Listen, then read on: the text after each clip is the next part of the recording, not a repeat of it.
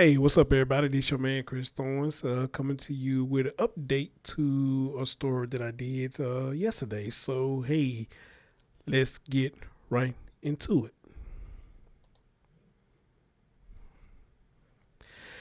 All right, guys. As always, good morning, good afternoon, good evening. Whenever you watch my content, it's always like comment, subscribe, and share.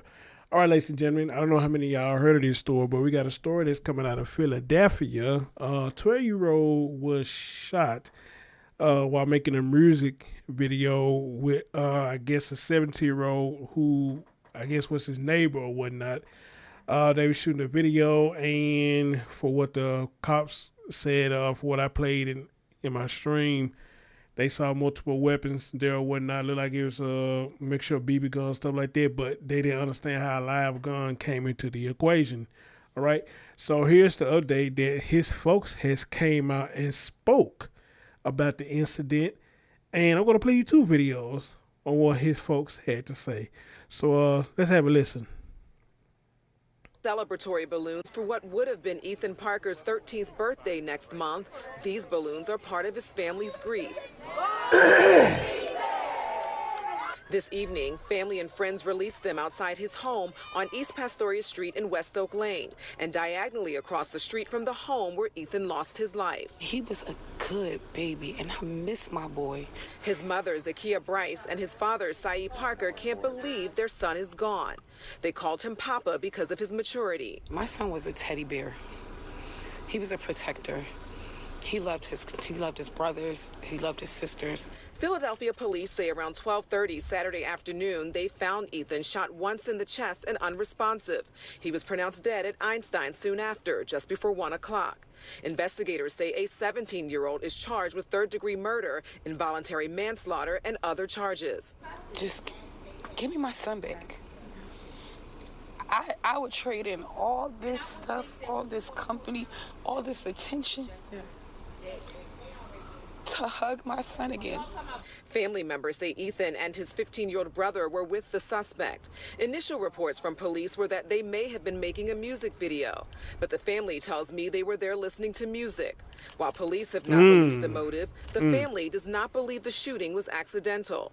Ethan's stepmom says she was talking to the suspect while trying to save Ethan before emergency crews got there. It was conflicting stories when I was giving CPR when I asked him what happened. He told me one thing, but I didn't see what he was talking about. His aunts are upset about social media posts about the shooting. And they're talking about my nephew in a way like if he was some type of drill rapper or he was into that stuff. He wasn't into. This is just heartbreaking, and I don't know what to say about this gun violence in Philly right now, but it's just bad. Ethan's mom is leaning on faith to get her through this. I can't cry anymore. I've been crying since I got that call.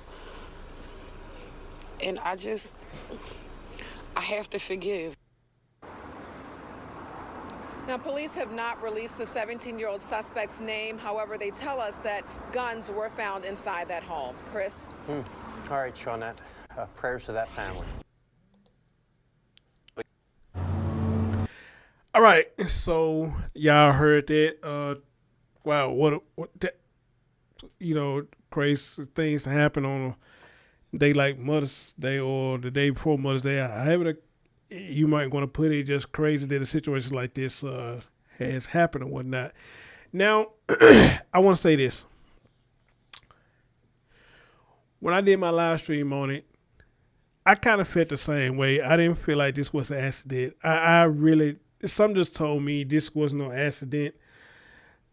I mean, I know anything can happen within a snap of a finger, but just something there just in my soul just telling me, I don't know. I don't feel like this was an accident.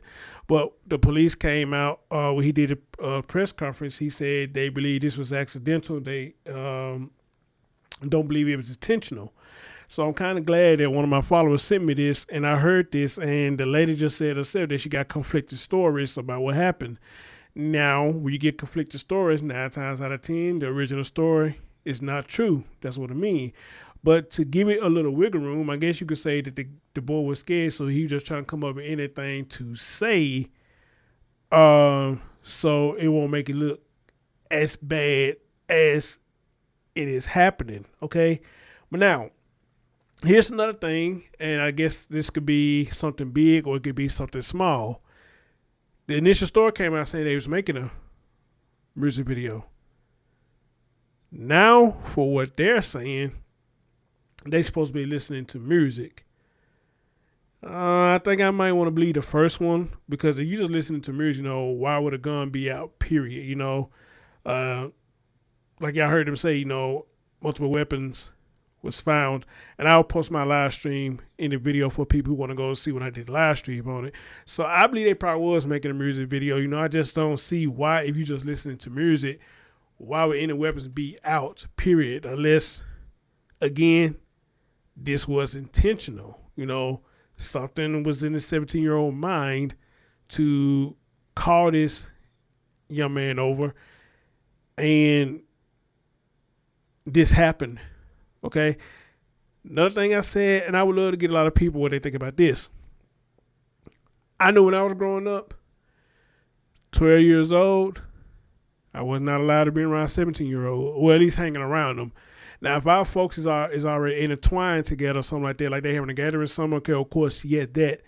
But 12 years old, and I want to go to somebody's house that was older, if it's not a family member, I wasn't allowed to go over there, because those are older kids. They are pretty much almost considered young adults now. And my folks at the time didn't feel that a 12-year-old should be around nobody that's almost an adult. They understand that we was a child, but we get it now, because they get to do things that we couldn't do, but we wanted to do them because we saw them do it. But unfortunately, by us being 12 or 13, whatever the case may be, we could not be around them because they had a little more leeway on what they can and cannot do. So, yeah, that's how it was with us. Now, again, I don't know in this era, how folks feel about young teens hanging around with older teens. I really don't know how they feel about it. Some probably still go with that tradition. Hey, you're only 12 years old. You don't need to be hanging around no 17-year-old or 15-year-old, just things like that. Or you got some that's probably looking at it like, hey, they children. They children be children. I guess you can understand that too, to an extent or whatnot. So I guess it all depends on how you look at it. All right. But now, I want y'all to hear something when I play this next clip right here. I want y'all to hear something. Headquarters. As you can imagine, the family is just completely devastated. They tell me that Ethan was 1 month shy of his 13th birthday. What was supposed to be a fun hangout with a neighbor ended so tragically. Ethan will be remembered as a teddy bear, my protector, my security, my Papa Smurf. That was his nickname. Zakiya Bryce did not imagine she'd have to mourn her son on Mother's Day weekend. Today, family members huddled outside her home, each one holding back tears as they think about this loss. 12-year-old Ethan Parker was the youngest of three, a kid who prioritized his family, seen here in the middle dancing with his siblings. We never left the house and didn't say I love you. I said that to him Saturday morning. I was leaving for work and I said, hey, I love you. I'll see you later. I'll see you when I get off. He said, I love you too, Mommy. Have a good day at work. That was my last conversation with him. Zakiya says her son was invited by 17-year-old Marvin Playfair to his home to make music. Going to a neighbor's home wasn't out of the ordinary. Ethan's 14-year-old brother tagged along as well. At some point, Zakiya says her 15-year-old son was in the bathroom when he heard gunshots and saw his brother Ethan on the floor. According to police, 17-year-old Playfair had pointed guns at people before. And y'all heard that? That's what I wanted y'all to hear. They said this 17-year-old has pointed guns at people before. Then I want y'all to hear what they said earlier. He invited him over to make a music video. Now again, coming from growing up in the 80s, how my folks was, a 17-year-old ain't had no business inviting a 12-year-old over to the house. For what? There's no reason to. Because again, my folks was growing up and how a lot of other folks was growing up. Excuse me, we can get tongue-tied. Because how I grew up in the 80s, where I was coming from the people I was around, and other folks who was doing the same thing. We had no business being 12 years old and around those 17-year-old, pretty much, period. Now, again, some probably would have done it if the parents was there. But if you go back and listen to my stream, from what we heard, there were some folks there. All right? But again, the story's getting still kind of conflicted. Because now this was saying they was making music. But you heard the other one saying, they were supposed to be listening to music. But I guess that's according to the story that the 17-year-old gave, that they were just listening to music. But I want y'all to hear that. He has pointed guns at folks before. Then I had to ask this question now. Did the mom of young Ethan knew that he has done that before? All right? And if she did knew, why she allowed this young man to keep going over to his house? All right? That's if she did knew. I don't know if she knew or not. All right? Just a question.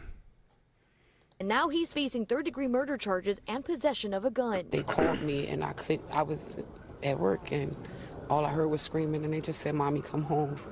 And I left right out. And when I got to the hospital, my baby was gone. At this time, the family is still coming to terms with Ethan's loss. They say he was a kid with a big heart and big dreams. His goal was to play for the NFL.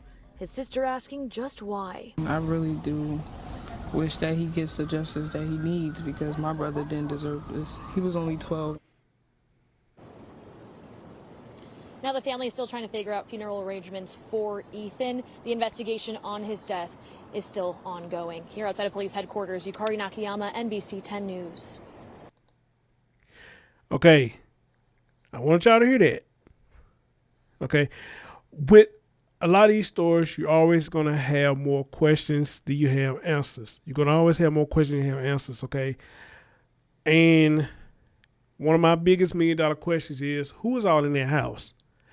And if it was adults in their house, how did you not pick up on this? What was going on? Did nobody see none of these weapons lying around like they claiming it was? None of these BB guns and all this stuff? Did nobody see that? Okay? Or was it just one of them situations that, hey, they done been over here before, so, hey, let them have their fun or whatever the case may be. Y'all just weren't paying attention. So that would be $1 million question for me. All right? But again, like I asked earlier, I don't know if the mom knew about this 17-year-old, what they saying now. He has pointed guns at folks before. So that is the case that he has pointed guns at folks before and she did know about it. My question to her would be, why did you continue to allow your 12-year-old, not only that, your 14-year-old, go around this 17-year-old knowing he has access to guns and he's pointing them at people? Why? But that's only if she did knew about it. Only if she knew about it.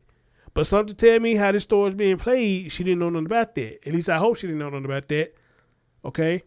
Then in my last stream, I thought the other guy was there because he was saying that was his daughter or brother. I guess it's for a different day. I don't know. I know, but I guess the guy who just seen that video, the little light-skinned guy, is his dad or not. Okay? But here's the thing. To put everything in a nutshell. Again, social media is teaching these children. It ain't their parents. It ain't their teachers. It ain't their principal. It's not the guidance counselor. It's social media. These kids are going to school with their face all up in their phone. Nothing else. First thing they do when they get to school, in their phone. Fuck shit go down in school, they in their phone. Waiting on a fight at the end of the school year, they in their phone, recording. And again, they don't record no graduations. They don't record anybody making a good GPA. They don't record anybody that made a good report card. But every time some foolery or some fuckery go down, they pull out their phone. I am 45 years old. Been out of school since 1999. I've never put down my phone, try to record some damn fight. I never pulled out my phone, try to record anybody arguing. I never pulled out my phone because somebody got arrested. And so on and so on. You know why? There's no reason why. That shit just don't hype me up like that. Okay? 45 years old, you would think you'd have seen all that before. So what is that to record? There's nothing to record. You'd have seen it all before.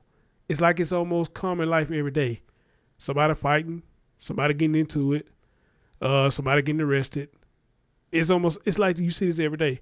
All you gotta do is turn on the news. You see it all the time. There'll be no reason for me to pull out the phone and record it. And then when shots ring out, then I can't even get the video no more because I'm running for my life. But with these knuckleheads, the young men and women, all these dumbass TikTok challenges and all this shit, this is what's teaching them, and this is what's raising them. And it's ridiculous. Not only it's ridiculous, it's a motherfucker ridiculous that this is going on. Somebody asked me today, how you end up with no children? Yeah, I guess because I ain't flinging my shit all over the place like that. And I ain't sitting up here squirting into everybody. That should be a good thing, at least.